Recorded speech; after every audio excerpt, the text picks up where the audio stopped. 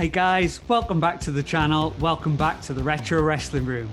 This is our YouTube series where we look back at all the matches that Dave Meltzer, the Wrestling Observer newsletter, has rated 5 stars or more, and then we'll see if we agree with that rating or not. Today marks something quite special for us. The video will be a first in a lot of ways. Today, we are looking at a match that only took place at the time of the recording a mere few weeks ago. It's not only the first match in Stardom's history to receive a 5-star match rating or more, it's actually the first women's match since 1995 to receive a 5-star match or higher. In fact, the champion in this match wasn't even born the last time a women's match had been given the 5-star rating. And since this match was given a 5.5 match rating, it will be the first in our series where we have reviewed a match that has been higher than the magical 5-star match rating, resulting in this being the highest rated female match of all time. This is Syuri versus Utami Hayashishita from Stardom's Tokyo Dream Cinderella show. As always, I'm joined by the Billy to my Bart Gunn, Vicky through the looking glass. How are you today, Vicky? I'm good. A little bit hot with this heat wave, but other than that, I'm good. How was your trip away to Manchester with the Disney Channel? Yeah, so I went to Manchester with some of my friends from Instagram, and we literally went there to have American food. So we did a 4-hour trip to get some Dunkin' Donuts and a Cinnabon, and it was 100% worth it. Very nice. Are you excited to go back to Japan to take out another Joshi match? Yes. Okay, just yes. Nice. Okay. I mentioned that this review was going to be a video with a lot of firsts in, and we have something very special to announce. We don't just have one guest with us today, we actually have 2 guests with us to help us out with this review. Firstly, I'd like to introduce you to Karen from Karen Watches Wrestling. How are you today, Karen? Oh, I'm happy to be here. Thank you for having me. I really appreciate it. You're awesome. Oh, thank you very much. How's the channel going? It's going really well. I've gotten some positive reviews that I'm really proud of. I recently did a profile on Lulu Pencil from Gato Move, and it looks like they have seen it, and Misakura actually retweeted the video, so that made my day. So it's nice to know that amazing. People resonate, with what I'm doing. So yeah, definitely. Couldn't be happier. Oh, fantastic news. Well, funnily enough, I think the one you reviewed the other day when you were doing the watch along with Akira Hokuto and Manami Toyota, I'm not 100% sure. I'm pretty sure that was the last match before this one to get that 5-star rating. Sid! Oh my god! So this is like Kismet, basically. This is serendipitous. I love it. Yeah, of course. It was meant to be. Exactly. So that's good because then I have the 2 to compare to, and I have a lot to say about that now. Brilliant. And for our second guest, we also have Marvin from Stardom Wrestling Review. How are you today, mate? I'm doing alright, how are you? Very good, very good. How's the channel going at the moment? The channel's going pretty well. So I don't really pay much attention to it, I just make videos. Yeah. Well, that's it. I mean, we noticed that you actually reviewed the last Stardom show, which had this match on, and that made us 100% want to get in touch with you because we loved your breakdown, not only of the match, but of the whole event in itself. Yeah, I love just breaking down wrestling like that, talking about every aspect of the match, what leads into the match, and what happens after the match. I don't know about anybody else, but this was actually the first match of these 2 that me and Vicky have seen. I don't know if you've seen these at all before, Karen? No, I actually haven't. I've seen like bits and pieces of Syuri, and I immediately fell in love with her. And it's one of the reasons why I have been contemplating signing up for a Stardom subscription, but I just, haven't pulled the trigger on that yet. So this was my very first time seeing Utami in action. I always see photos and like little, GIFs and clips, but wow.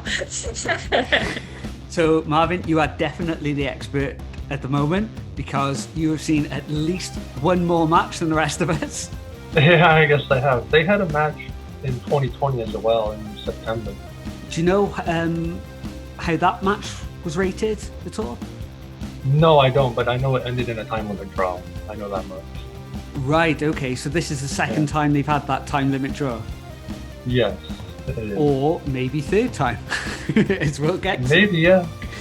So quickly before we start this, who is watching which version?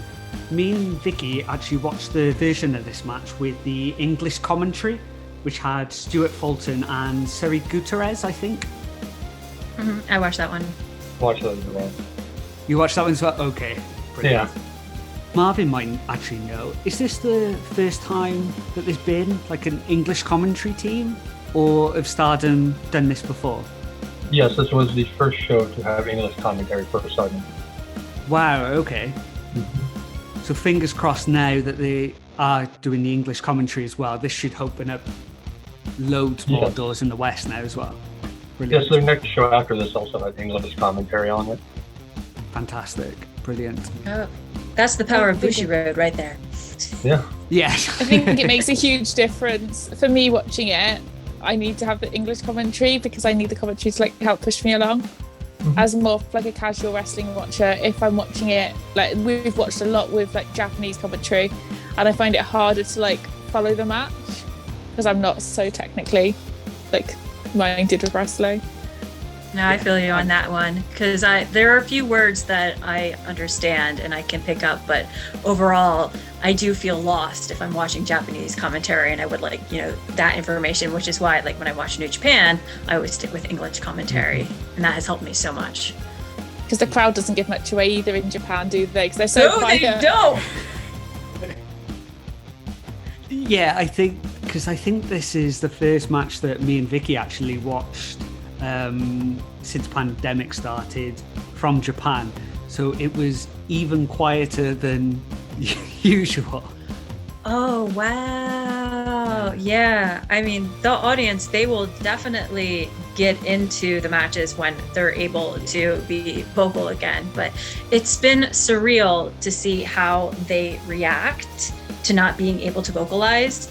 But there are a few times, like in New Japan especially, where they break the rules, and I love it because they know that they shouldn't, but they're just so into what's going on that they can't help themselves, and it just adds to the magic. But otherwise, like, they find ways, which is pretty cool. They do what they can. 重大発表ファイプロ30周年記念コラボスターダムがなんと伝説のプロレスゲームファイプロとコラボスターダムの人気レスラー10名ファイプロに実名参戦 So what was the wrestling landscape like at the time, or right now?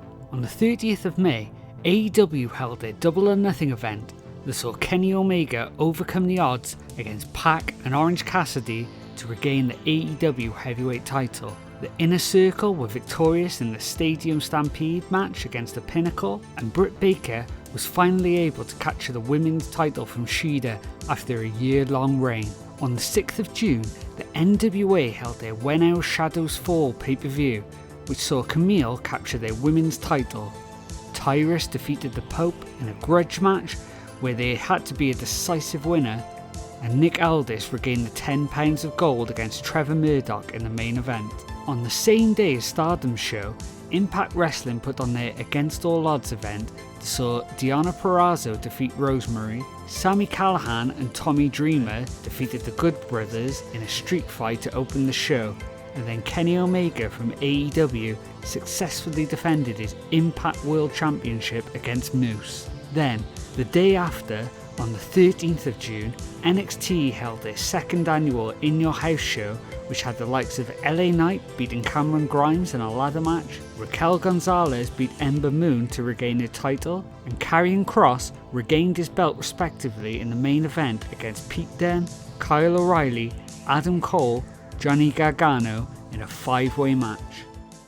So let's hear a little bit about the company we are going to be looking at and the coveted title that's on the line. The World of Stardom Championship, commonly known as the Red Belt, was introduced on the 26th of June 2011. The belt was made to resemble the WWWA World Championship from AJPW. So far in its history, there have only been 11 different winners of the belt, making it extremely prestigious. Nane Takahashi was the original holder of the belt after beating Yoko Bido in the finals of a 4-women tournament. She held the title for 602 days and defended the title 7 times before being bested by the dominant German known as Alpha Female. Alpha Female's reign wasn't as dominant as everyone had predicted, however, and lost the belt on the very first occasion to arguably the best female wrestler in the world at the time, Io Shirai. Io held the belt for over a year and really became synonymous with the belt until she was unexpectedly beaten by Yoshiko. Yoshiko was stripped of the belt for legitimately going out of her way to deliberately injure at Yasukawa in what was one of the hardest things you'll ever watch in the wrestling ring. まあでもお互い拳で殴ってますからね。そうですね。たまたまよしこは鼻が折れなかっただけなんで。はい。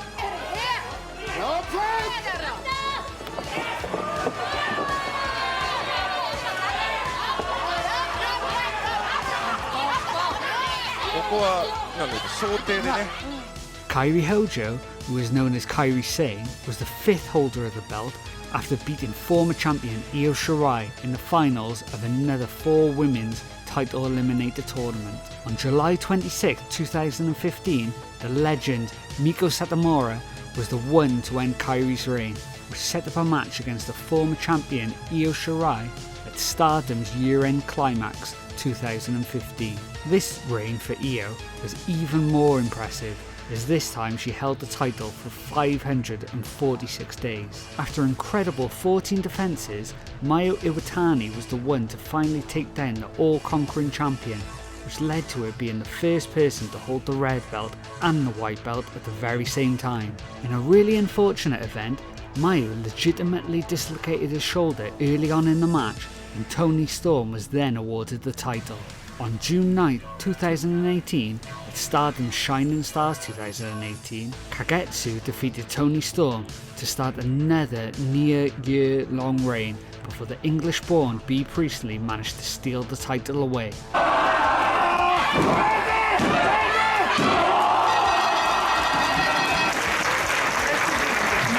Bea Priestley, top occasion.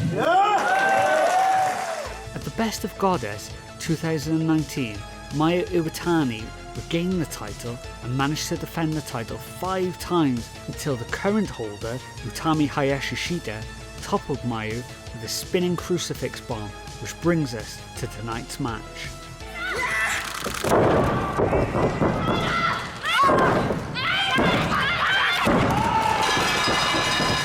World of Stardom 選手権試合王者林下宇多美 vs 挑戦者趣里。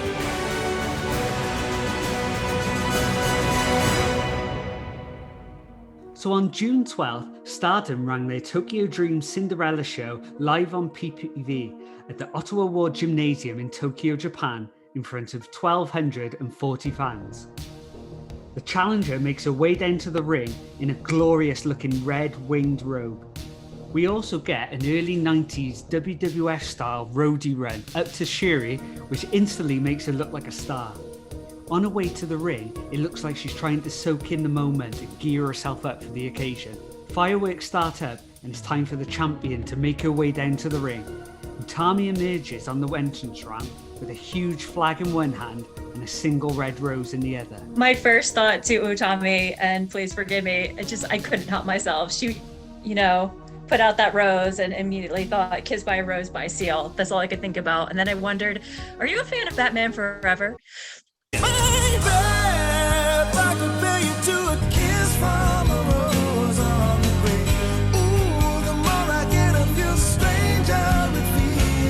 Yeah.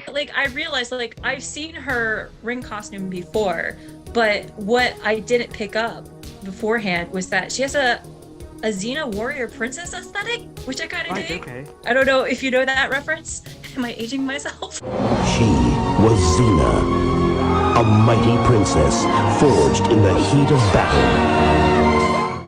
But yeah, I love it because because the skirt that she wears, it's Greeks and Roman soldiers wore it, and it's common. You saw Awesome Kong or something like that. Evil wore it for a very brief time. So yeah, it just had that strong, powerful aesthetic, and I love it. Does anybody know what the significance with the mask is as well? Oh, that's the Queen's Quest mask, the faction Utami is a part of. Io Shirai started the faction and she would always come down with a mask. So everyone after that in the faction has a mask. Is that what the flag is as well? Yeah, the flag's a Queen Quest flag. And on commentary for this match was, for Japan, was Momo Watanabe, who is part of Queen's Quest as well. Right, And Julia for Donna Del Mondo. Julia was on commentary as well. Mm-hmm. I only know Julia from one of Karen's videos. I think it was something along the lines of, why does everybody love Julia? Something like that? Yeah. Yes, so it was. That's literally the only thing I know. So there is, I think Marvin, you probably know, is it on Stardom's YouTube channel? There is video of Julia on commentary during this match. Well worth watching, because she cries by the end. とんでもない試合でしたね。すごい試合です。 there is an absolutely gorgeous shot of Syuri in the ring, bathed in the red lights of Utami's entrance, staring at the ring. Throughout the whole entrance, she doesn't take her eyes off the champion at all. Everything about this, the production values, the commentary, the outfits, just make these wrestlers look like $1 million. It was the first time like me and Vicky had watched Stardom at all, so we didn't really know what the production values were going to be like. Obviously we knew a lot of the people that had come from Stardom, say into WWE and stuff, so we knew past characters, but yeah, I didn't expect it to look so great and to sound so great, to be honest. I was pleasantly surprised as well. Oh, yeah, I've seen a bit here and there of things that I have watched, but from the research I've done throughout time, and obviously Marvin would know more than me, it does seem like they got money from Bushi Rhodes once they bought Stardom, and the production value just went up. It looks bigger than I thought it would, because I don't know anything about Stardom. The only Japanese wrestling I see is New Japan in January. That's it. Tokyo Dome. That's all I watch. So my knowledge isn't great. But it was so much bigger and better than I expected, and I loved that it was Cinderella as well. I had time for that. What did you think about the costumes, Vicky? I liked them. I put is it Syuri? Again, apologies for my pronunciation. Yeah, that's fine. I put that she reminded me of Spiro, because I always try and find a Pokemon they look like. I love that. We get the Japanese custom of the two competitors having their picture next to the belt in the ring that's captured by all the photographers on the outside. Why is this not done in the US? It needs to be brought to the US. It needs to be brought everywhere. Yeah, that's a good point, because it does make the match more significant and real. Mm-hmm. Because it's like a boxing match, essentially, where you have the two contenders, and here they are, they're posing for the photos, and it's like this, what do you call it? I can't think of the ceremony. There you go. Like a ceremonial thing.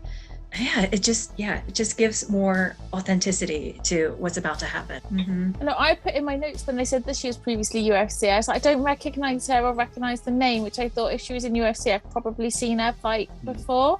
She only fought in the UFC 4 times, I believe. On the note of the belt ceremony, I will say the belt was awful. It's Why one don't of you like worst... the belt? It looks like a Barbie belt.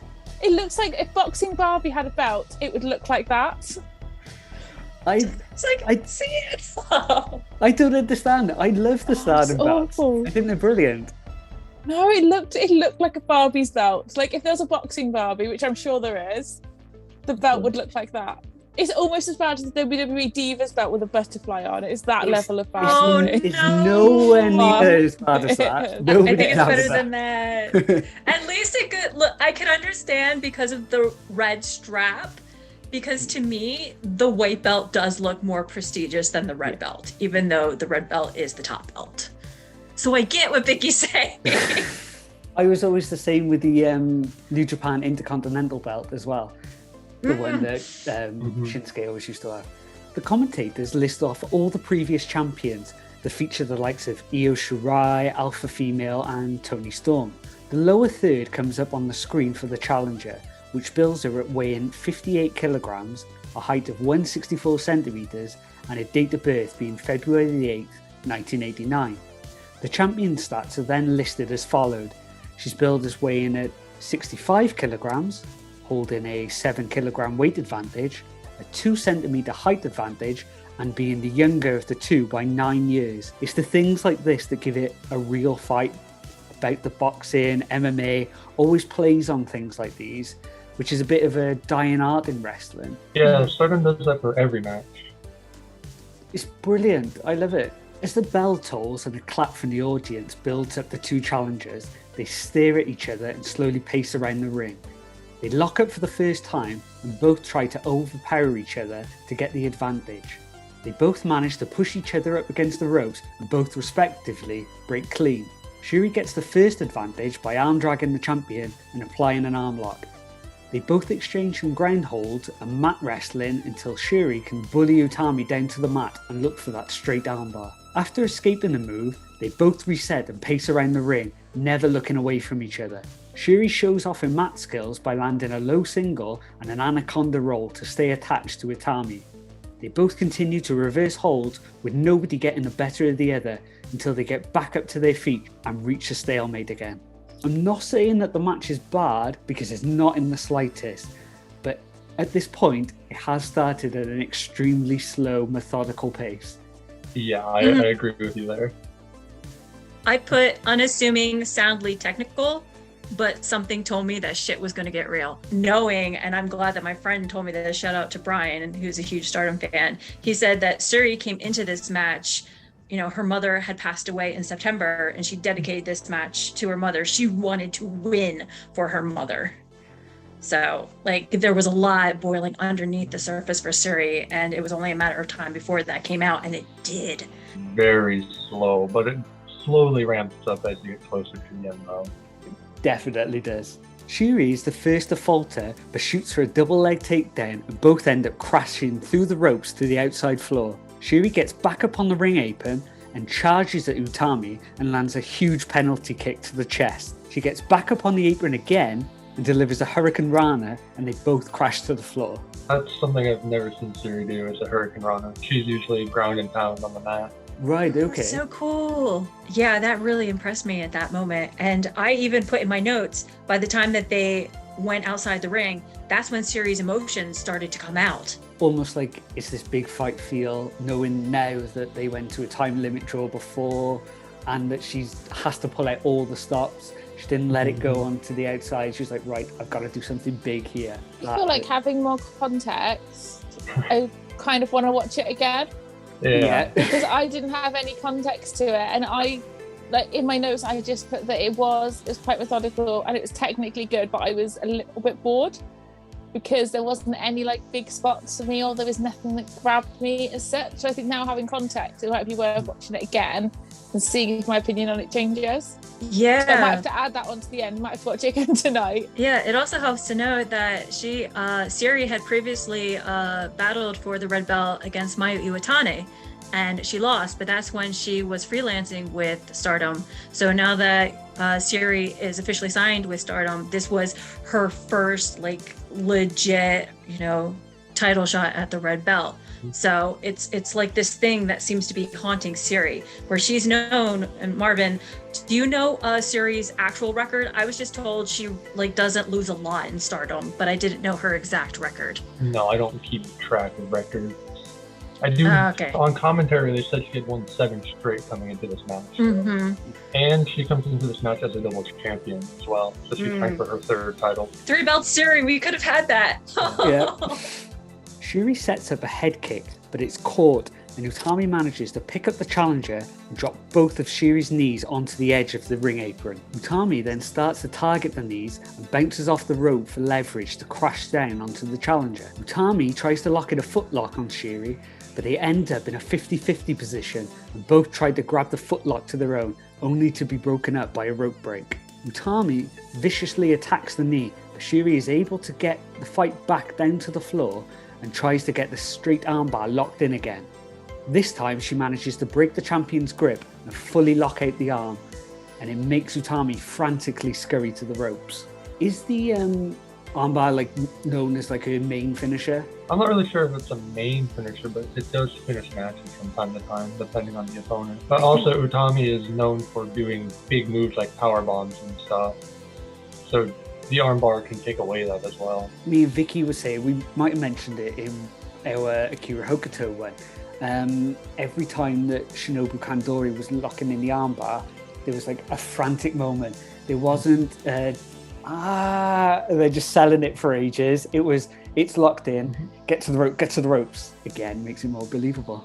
Yeah, I think their backgrounds, like their respective backgrounds really help with that, where Syuri is from MMA and then she does, other forms of martial arts. And then my friend said that Utami actually has a black belt in judoka.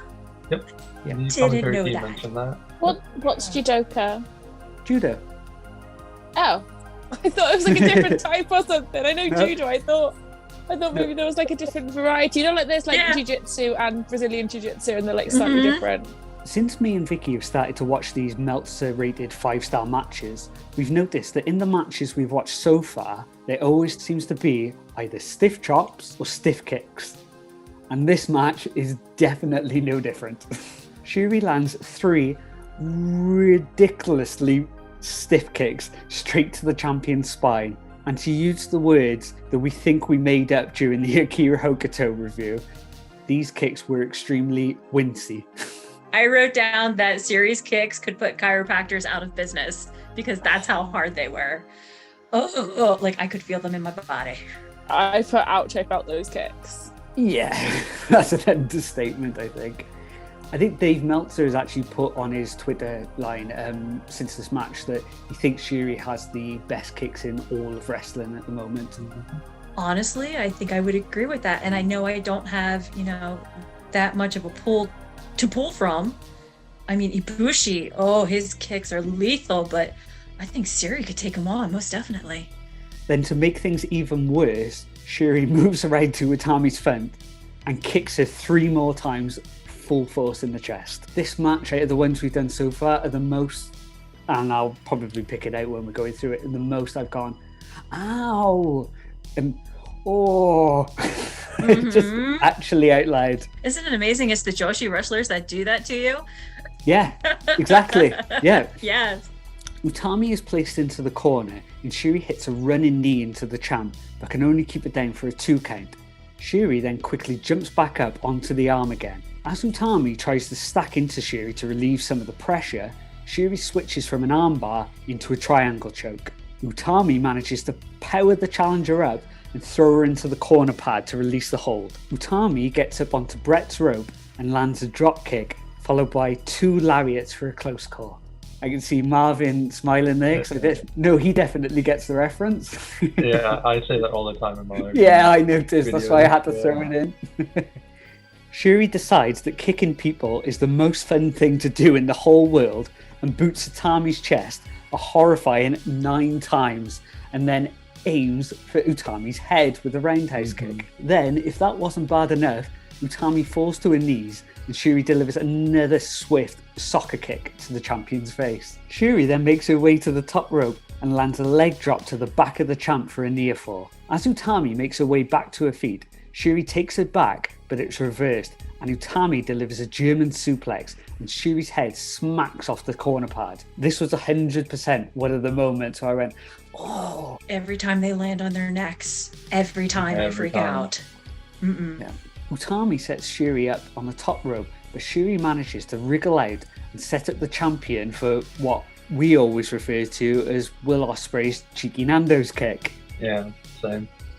Lifts her up, slams her back down onto her knees, folding Utami in half. As the champion rolls to the outside to get some space, Syuri moves to the apron and looks for another running kick, but the champion has it scouted and Syuri flies off the apron and slams her back onto the ringside floor, which looks particularly ugly. Oh, Syuri sold that so well. I actually wrote down, once they got to the outside, like after Syuri hurt her back, to me, that's when it seemed like Syuri started to fall apart in that match, storyline-wise. And the way that she sold her back, oh my gosh, give that woman an Oscar. Oh, it was so good. They both fight back up onto the apron with big forearms and stiff kicks again until Utami sets up the air raid crash on the hardest part of the ring. After rolling all the way to the other side of the ring, Syuri catches Utami with a running dropkick followed by a tilt-or whirl, which is almost botched, but they manage to cover it up really, really well, and they do recover really, really well. But I noticed that. That's the only point in the whole match, which is about 43 minutes, that I was like, okay, that bit went wrong, but you can forgive them. You can forgive them. It is then followed up quickly by a devastating DDT onto the outside. Somehow, Utami still has the wrestling IQ to grab onto Syuri as she's entering the ring and delivers what could have been a really dangerous spot, but which is executed perfectly. Syuri is German suplexed into the ring apron right onto the back of the head, which keeps Syuri down on the outside for 19 count. I think it's this point from my notes, correct me if I'm wrong, but the commentator said Syuri is tougher than woodpecker lips, and I made a note of it because I've never heard that saying before. Mate, now the word on the street is, from hearing from the crowds, it's you're tough as woodpecker lips. What would you say to that? What? Yeah. And I just thought it was so strange, and then I googled it because I was like trying to find a picture of Woody Woodpecker, and apparently it is actually a saying. So I don't know if it's me just being ignorant, but I thought it was a really funny thing to say, and I made a note of it. Yeah, he does a lot of calls like that where it's like, you're kind of taking me out of the moment. Please stop talking. Yeah. Because he also does commentary for Tokyo Joshi Pro Wrestling and Noah, so I hear him quite a bit. Okay, Yeah, I recognize. I was wondering if he was the Noah commentator. Okay. Stuart Fulton is his name. Yeah, well, I didn't realise until looking at it afterwards, because I recognised his voice from somewhere, and like I'm not as familiar with those promotions as you guys, but he actually does the jiu-jitsu competition in Japan, Quintet, and that's where I'd heard his voice before. I was like, that's where it's from, that's how I recognise him. Back in the ring, Utami delivers a missile dropkick off the top rope and a lovely looking bridging suplex for the two. But as she lifts the challenger back up onto his shoulders for a power wreck bomb, Syuri manages to pull off yet another DDT. She then locks in another armbar attempt, and this time it's straight immediately, but is again just about broken up by the rope break. The back and forth action continues, as this time it's Utami who is looking for the submission holds and locks in a rear naked choke with both hooks in, and this time it's Syuri who has to scramble to the ropes. I think you mentioned earlier, Marvin, that Utami is more of the power-based wrestler and Syuri is known as more of the submission-style wrestler. Does she usually go down this route at all in her matches? Sometimes she'll do submissions, like in the early portions, but not usually at the end of a match. Usually she's trying to hit the big moves to finish it. Syuri's then German suplex off the second rope, again landing on the back of her head. They both get into a slap fight in the centre of the ring, but just when it looks like Syuri is getting the upper hand, she hits the ropes and Utami lands a devastating slap that buckles the challenger. Utami hits a release German, followed up by the air raid crash. This still can't seal the win.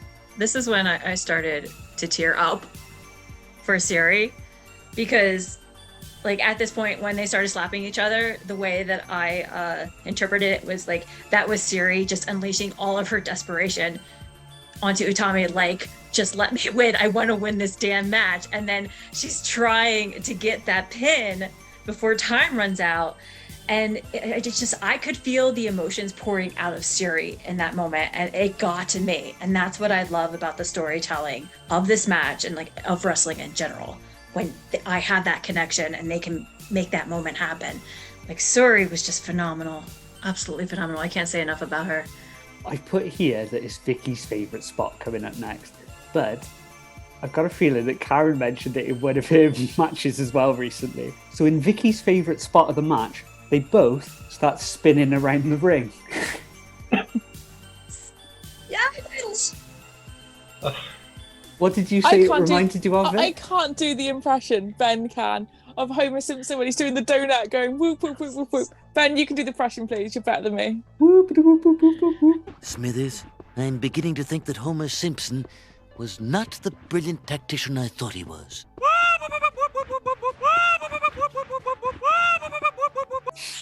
That's the one. Yes! I love it. I said, my last video, the Toyota versus Hokuto match, I was like, I'm just so delighted every time I see somebody do it. And it just, didn't know. And it makes so much sense now. Oh God, like the connection that we were talking about, if that's the last 5-star match, that Utami and Syuri would do that in this match. Oh, the bridge, the layers. I love it.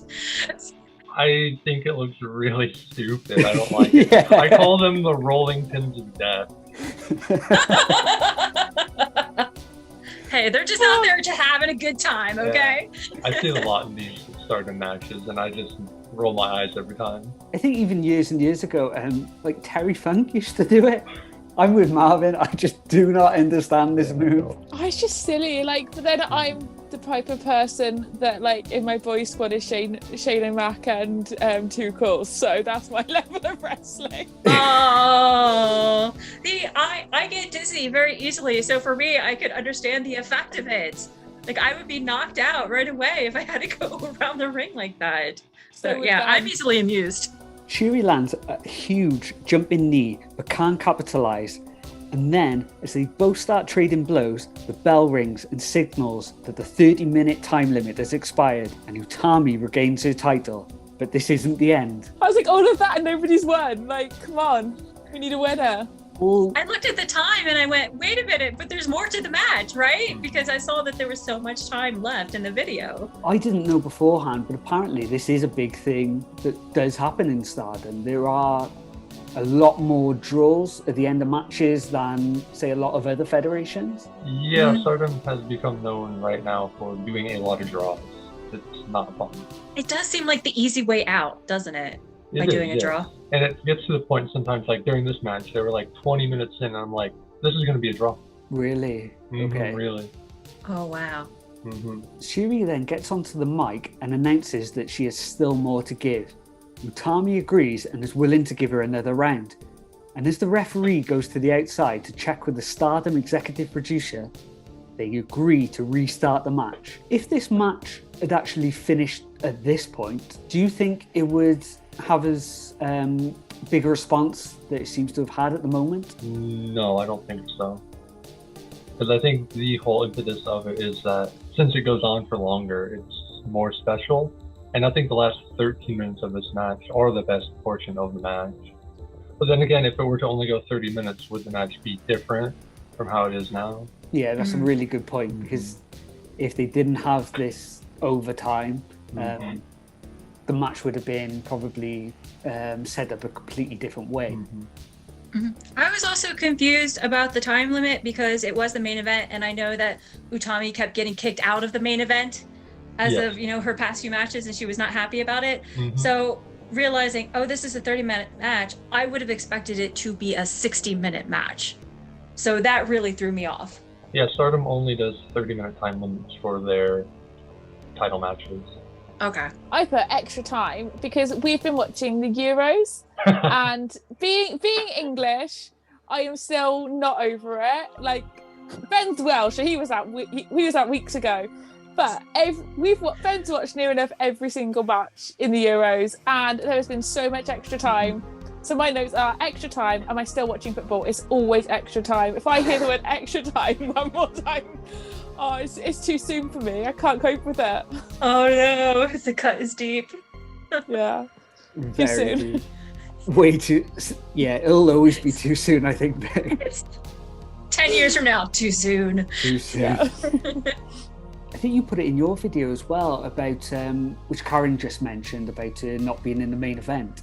Is that like genuine? Is that like shoot, or is that like the storyline within Stardom? I think it's shoot, because the last two big shows they had, she wasn't in the main event of either of them. One of them, everyone agrees was, okay, you're not in the main event, it makes sense. But the other one, she got out and shown by a tag match that had no build to it. So everyone was like, why is this the main event? Which also almost went to a 30-minute time limit draw. Which had Syuri in it, funnily enough. So this is Syuri's second main event in a row. Oh, yeah. Wow. I mean, Donna Del Mondo, they are taking Stardom by storm. That's where Bushiroad is backing. As the bell starts to start the match again, they both run at the centre of the ring and exchange forearm blows, which are as good as any that you will see anywhere. I would like to mention that right as this extra time starts, Utami throws off her wrist straps, which I really love. They went balls to the wall. That's what I wrote. Yep. I loved it. As Syuri gets the upper hand, she lifts the champ up onto her shoulders and checks her head first into the corner pads like a dart. This was another moment where I winced. Yeah, same. It really shocked me. And I didn't know if it was accidental or what, but it also felt like Syuri was able to, like, she was willing to do whatever it took to win, even if that meant, you know, throwing Utami into the corner head first. Like that for some, I don't know why, but for some reason, I guess because the way the match had been building at that point, it really shocked me from Syuri. I picked that she just threw her around like she was a rag doll. It was an amazing sell as well, because as she hit the corner, she literally did just bend in half. It was horrible looking. Targeting the neck again, Syuri lands another DDT to the champion, and this time it's the biggest one, as Utami sells it like RVD used to in the late 90s. They both trade arm bars and rear naked chokes again, until Syuri manages to break out of the latter with a jawbreaker, which drops the champion. Utami comes back with another release German and starts to berate the challenger with condescending slaps, which wakes her up, and they both rise to their feet to see who can take the most hits. Syuri shoots for a double leg, ends up in mount, and just rain down slap after slap after slap. I think, like you said earlier, Karen, this is one of those moments where Syuri's getting desperate, and it's just everything, all moves out the window. Let's just as they say, slaps. they call it throwing in everything but the kitchen sink. I think she threw as if she had a kitchen sink in her hand. Yeah, she did.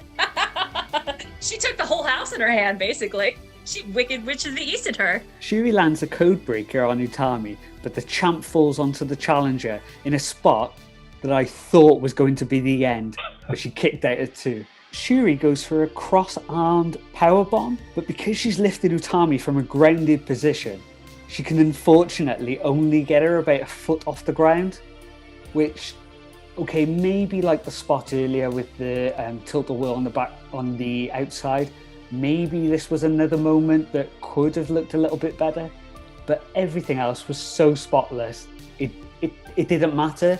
Plus, it made it look like it was at this point of the match, with Syuri, that's only as far as she could manage because she put so much into the match already. That's how I saw it, and it ties into a criticism I actually have Utami a little bit later. But to me, the way that I read it was Syuri is so exhausted at this point, she can't even fully lift up Utami to do the power bomb. Like, she could barely execute it. And for how long this match went and how much energy they were putting into it, I bought it. So I believed it. Yeah, you can even hear the strain in Syuri's voice as she's trying to lift her up and then just drops her. Utami hits a standing drop kick that makes her way to the top rope, but is cut off by Syuri, who locks in a Kimura and slams the champion back down to the mat, but keeps the Kimura locked in.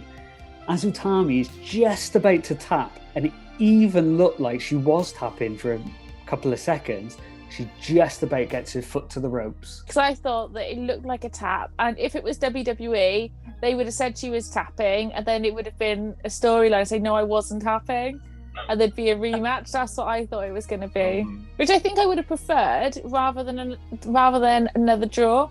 I think I would have rather it was the match was over, but it shouldn't have been. It was a mistake. I think that would have been better for me, because a draw was just like all of that for nothing. So, like, it could have been a controversial decision by the ref. So, yeah. What did everyone else think of the slam from the top rope? I loved it. One of my favorite spots of the match. Me too. Just in awe. Yeah.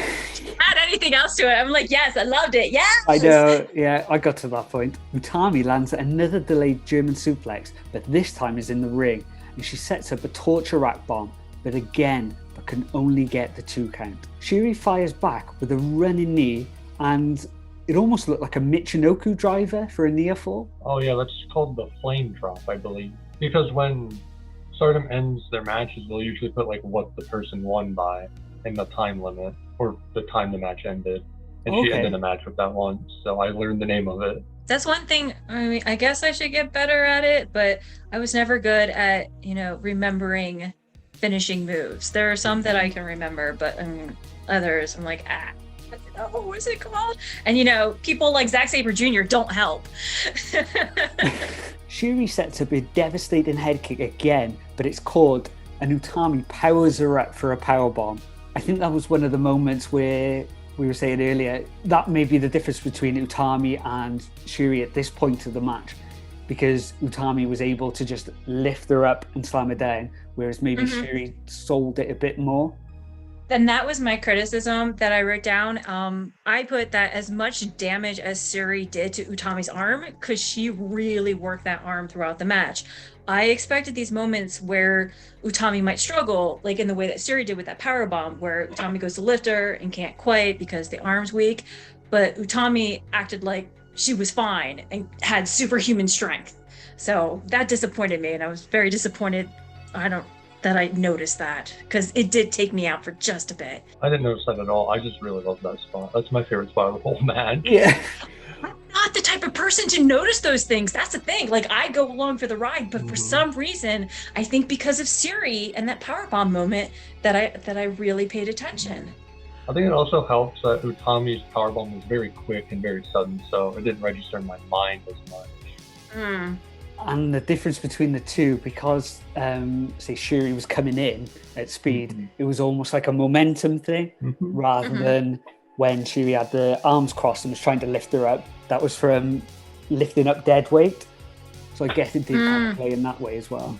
Utami gets Syuri up again for the BT bomb, but Syuri manages to grab onto the bottom rope to save herself from the 3 count. They both trade forearms, spinning back fist, and kicks in the center of the ring until they both crash down to the canvas. As the ref keeps counting, neither competitor can make their way back to their feet, and it is again classed as a draw, closing the match at 43 minutes, 19 seconds. I screamed. I couldn't believe it. I thought, no, this is not how it ends. Oh, it is. Okay. Oh, the referee stops it on the 10 count. Both of these women completely wiped out. He's seen it off. So, Vicky, at this point, did you think it was going to go to penalty kicks? Yes. I did say before it went to extra time, I said, is it like, I don't know about Stardom. I said, is it like with jiu-jitsu if you're doing EBI rules where they have like a sudden death thing? I said, are they going to do something like that? I thought that if it goes to a draw, I don't like a draw in wrestling unless they're going to have like a rematch at like another event.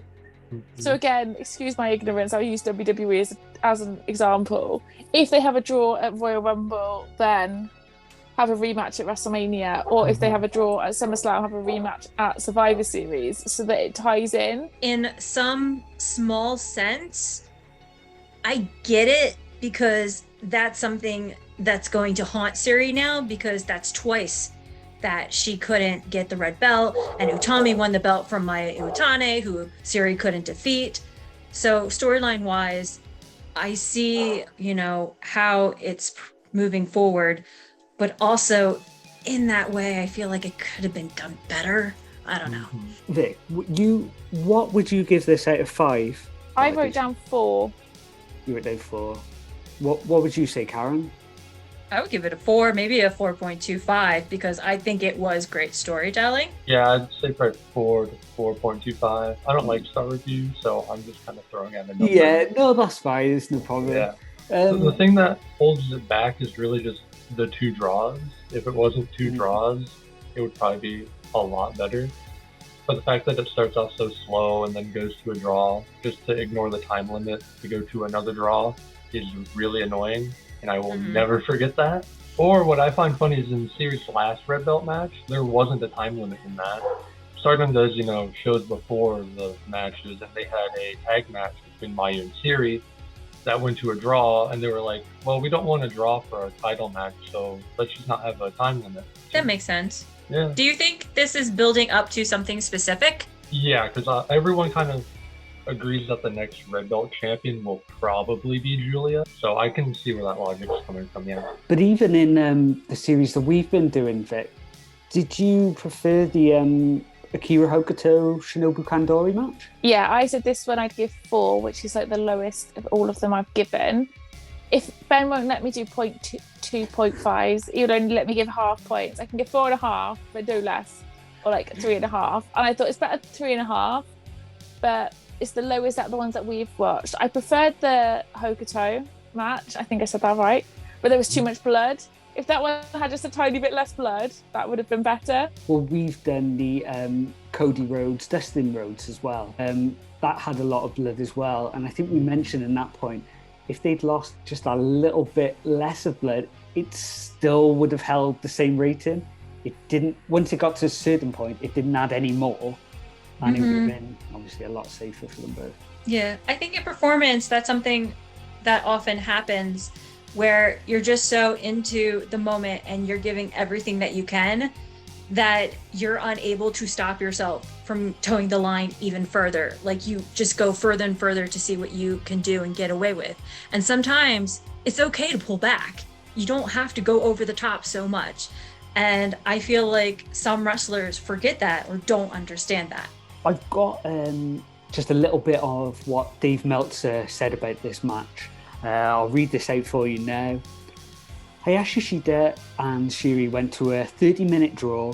Syuri asked for more time and Utami accepted. They both went another 13 minutes, 19 seconds with a double knockout finish. Under normal circumstances, a double knockout finish can come off as hokey. But this was so physical and it was a perfect finish for the match, and so could build to a much bigger rematch down the line. The match on the reality and believability scale were as high as you will see in modern pro wrestling. The only negative stigma that the match will have for some is for people who have the viewpoint that men and women's pro wrestling should be different and men and women shouldn't hit hard. This was much harder hitting and more technical than anything you would see in the US with men, let alone with women. It was not about flashy moves, just fight, drama, and the aura of a championship match. There was no playing on the sex appeal aspects, as does happen in the promotion, and is even more evident in the US. It was the kind of work that people like Ishii, Suzuki, and Shibata brought to pro wrestling. In the end, it was Utami withstanding the hardest kicks to the back, upper chest and stomach, as well executed wrestling and MMA submission moves. It had its roots in the famous Devil Masami versus Chigusa Nagao match of 1985 and was even more compared with the Akira Hokuto versus Shinobu Kandori match in 1993. 5.5 stars. I don't like the fact that he said, I mean, I haven't heard this review. I tried to like keep as much of it for the video as I can so that I've I haven't heard this. But he says that it's nothing to do with being men and women, but I feel like he played too much on the fact that they're women then. He was just like, women don't hit hard when they do, and they do in women's wrestling. And I don't like the fact that he played on that. I feel like he said that as in I feel like that came from a point that he doesn't think that, but maybe I read that wrong. It confused me because looking back on the AJW matches that I've been watching, that's what they do. They beat the crap out of each other. They make each other bleed. Like Bull Nakano, Aja Kong inside of a cage. That was just beating the crap out of each other. Like that's been going on for years and years between women. And I don't know if he's trying to appeal to the fan base that still believes in, those diva matches or, the way that women were treated in WWE, like the mud matches and stuff like that. But women have been wrestling like this way for a long time. So I'm confused. What did you think, Marvin? I don't really care about Meltzer's opinion. I care about my own opinion. Yeah. I only get Meltzer for news. That's it. Good answer. It is a great answer. All you said was rematch, and then it came to my mind that they're going to be having a rematch in August for the Stardom's round robin tournament. That's all I could think about. I'd like to see the rematch, but I'd like them to bill it as a trilogy, like they would in boxing or MMA. They need to bill it that way, I think. I think that would be, if it's been 2 draws, they need to build up something huge for a rematch and then have a winner. If they have another draw after 3, I'd be human. I'd fly over to Japan and have once. It's such a strange review. He gives it the best well, it's like one of the highest rated matches of the year. It's the highest rated women match. But all anybody's ever going to take out of this review is what strange comments he's made. It's such a strange review. I didn't understand it at all. Wasn't there discourse about this that people complained? I think I saw this on Twitter that people complained that Meltzer never really gives women's matches 5 stars or hasn't since 1995. Yeah, because honestly, if I'm going to look at this match in a high regard, it's because of Syuri. Syuri sold that match. Mm-hmm. The way that she broke down at the end, the fact that Julia was crying in the commentary, like that was all Syuri. And the emotion that she had and what, was at stake for her in this match and with her mother passing. That's how I see it being such a great match, but it's all Syuri, not so much Utami. I should also mention that this is Utami's 3rd year in wrestling as well, while Syuri's been doing it for 12. Yeah, I remember when she won, I can't remember what the Tokyo Sports Award was, like their Rookie of the Year, promising. Yeah, I remember when she won that. Yeah. It just blows my mind that she's only been wrestling for that short amount of time and can hold a match. I know the dance partner, so they say, is just as good, but still, to be able to hold your own in that match and to only be wrestling for that small amount of time is just unbelievable. It blows my mind that her and I are the same age every day. Wow. I was going to say, as they say in show business, like she has stage presence. Like I mentioned in my Julia video, like Julia has the it factor for sure. Like she is a magnet. But Utami, she carries that presence. She carries herself so well that she comes across as a dominating force. And I can see that. あなたとは20分やっても43分やっても60分やってもやり足りないよ。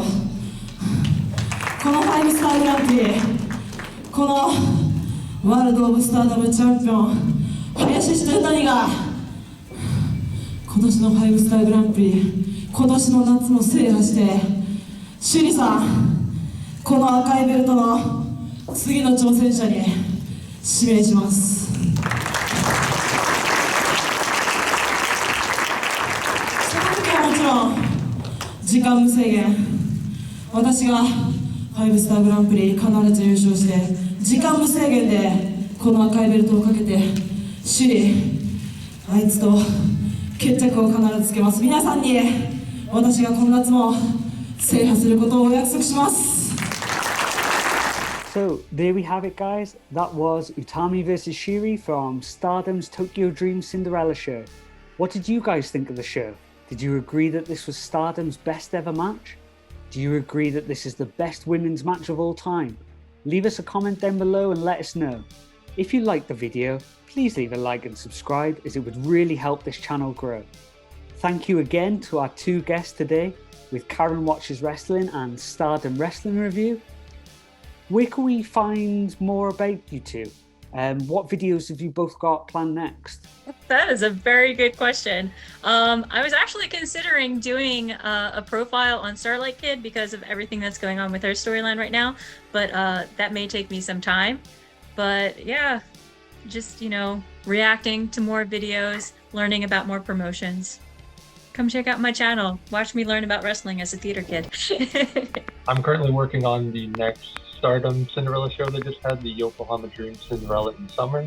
I just finished the script and should be done with it by the end of the month, as of time of recording. So if Stardom get another 5 match in the future, we'll all meet back up here. Is that right? Sure. Yeah, why not? This was fun. I appreciate it. Thank you for having me. It was brilliant. So it's a bye from Vicky. Bye, guys. It's a bye from Karen. Adios. It's a bye from Marvin. Sayonara. Oh no, now left that I don't know anymore. Au revoir. Au revoir. And it's a bye from me. Au revoir. And hopefully we'll see you for another installment soon.